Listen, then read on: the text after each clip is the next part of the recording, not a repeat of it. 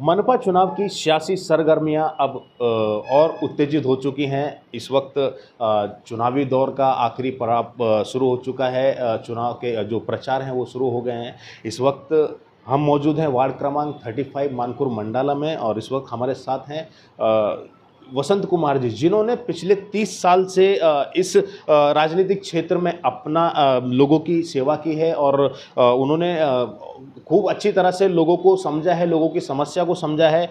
और आज हम उनसे कुछ सवाल करने वाले हैं। आइए मिलते हैं वसंत कुमार जी। सबसे पहले वसंत कुमार जी, आपका हमारे चैनल में स्वागत है।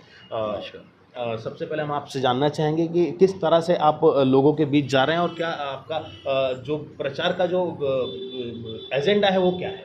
मेरा एजेंडा मतलब कोई अलग नहीं। आज तक देखते आप 2002 में वेलुस्वामी नायडू चुन के आए थे।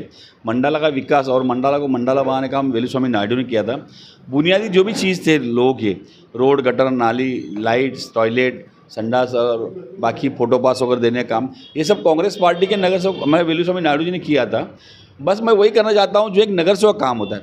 जो एक नगर सेवक काम ये होता है कि जो स्टेट गवर्नमेंट हो या सेंट्रल गवर्नमेंट हो, जो भी उनकी फैसिलिटी, जो लोगों के लिए फैसिलिटी आती है या जो योजनाएं आती है, वो लोगों तक कैसा पहुंचना चाहिए।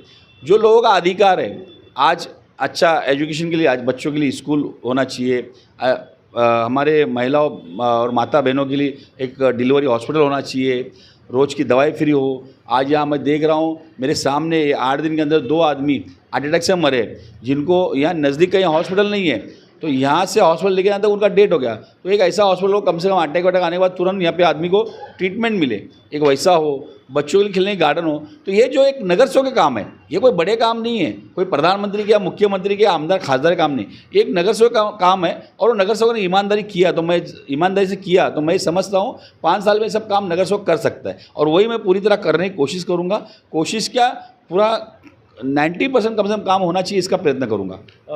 वसंत जी, आप पिछले 30 सालों से कांग्रेस में कट्टर रहे हैं, और आपने आप जानना चाहेंगे कि इससे आपको किससे प्रेरणा मिली, और आपने एकदम कांग्रेस का हाथ पकड़ के रखा?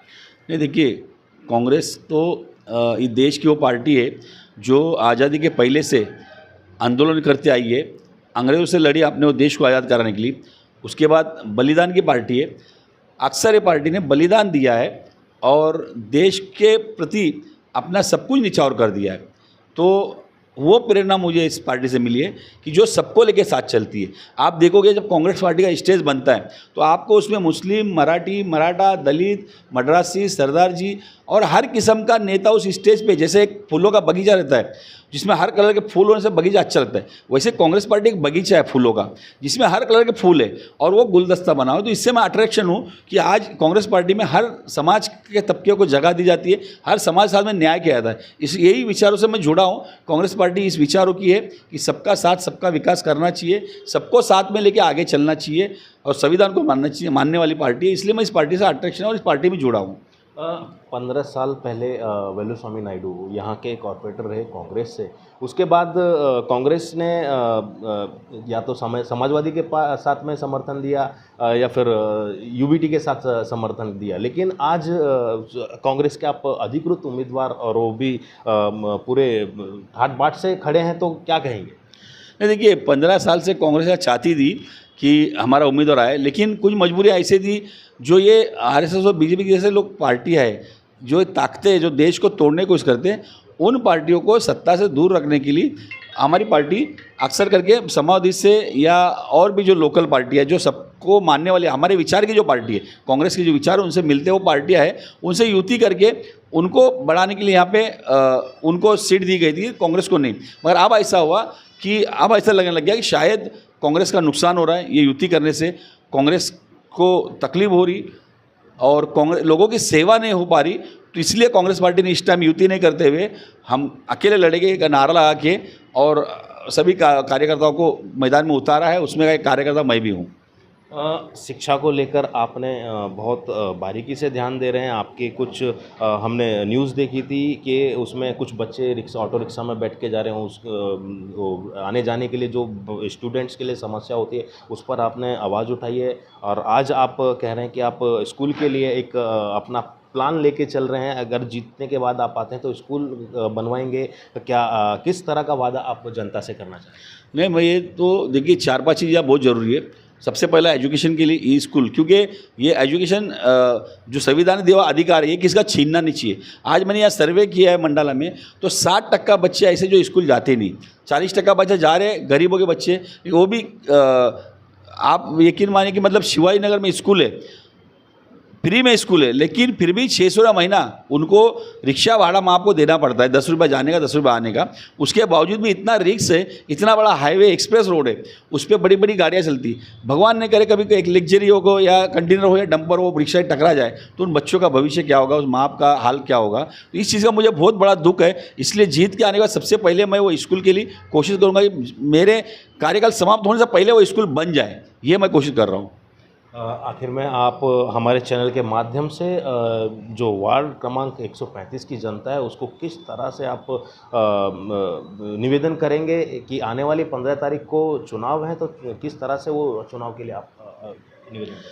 सबसे पहले तो मैं मेरे माँ बहनों से और जनता, आपके माध्यम जो मुझे देख रहे, तो मेरी माँ बहनों से और जनता से मैं ये विनती करता हूँ कि आज आपके बीच में एक नेता नहीं, एक कार्यकर्ता है, आपका भाई है, लोकल है और लोकल समस्या से अच्छी तरह वाकिफ़ है।